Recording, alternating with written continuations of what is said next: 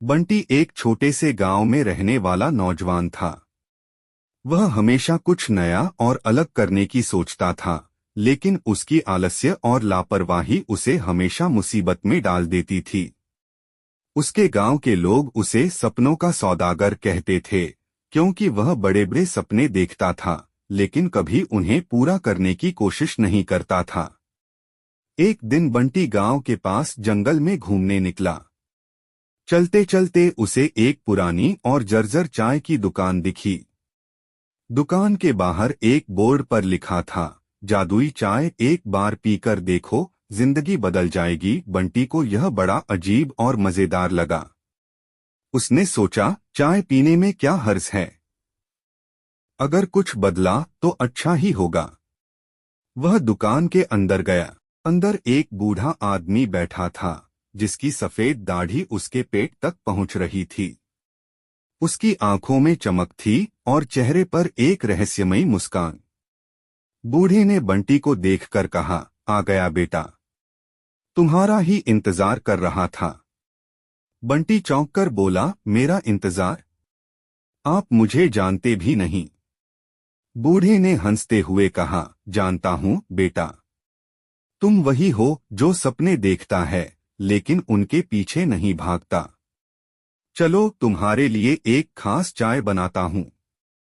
बंटी को ये सुनकर थोड़ा अजीब लगा, लेकिन उसने कुछ नहीं कहा।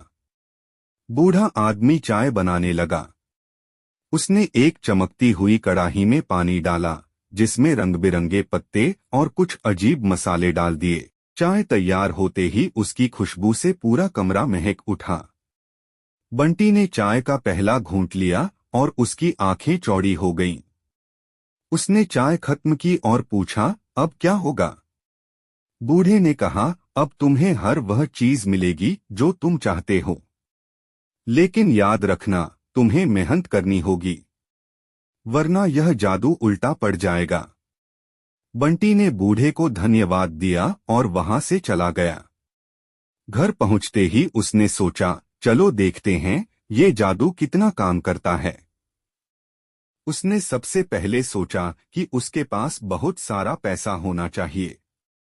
अगली सुबह जब वह जागा तो उसके घर में नोटों से भरी बोरियां पड़ी थीं। बंटी खुशी से उछल पड़ा। उसने पूरे गांव में पैसे लुटाए और जमकर मस्ती की। लेकिन कुछ ही दिनों में उसे महसूस हुआ कि सिर्फ पैसे से सब कुछ नहीं हो सकता। गांव के लोग अब उससे पैसे मांगने आते थे और उसके पुराने दोस्त उसे छोड़कर चले गए थे।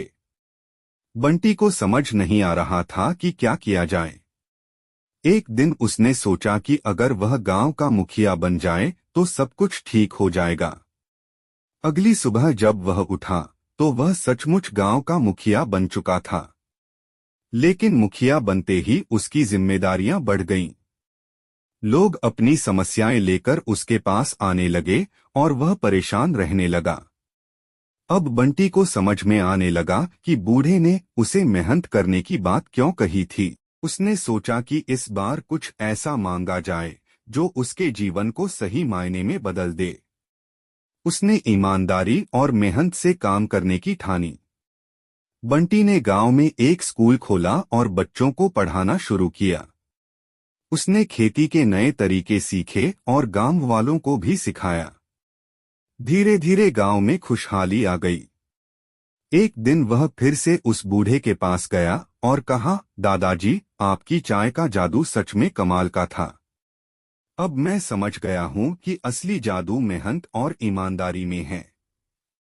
बूढ़े ने मुस्कुराते हुए कहा, बेटा, जादुई चाय नहीं, तुम्हारी सोच बदली है, यही असली जादू है। बंटी ने उस दिन से कभी किसी जादू पर निर्भर नहीं किया। उसने अपनी मेहनत और लगन से अपना और गांव वालों का जीवन बदल दिया।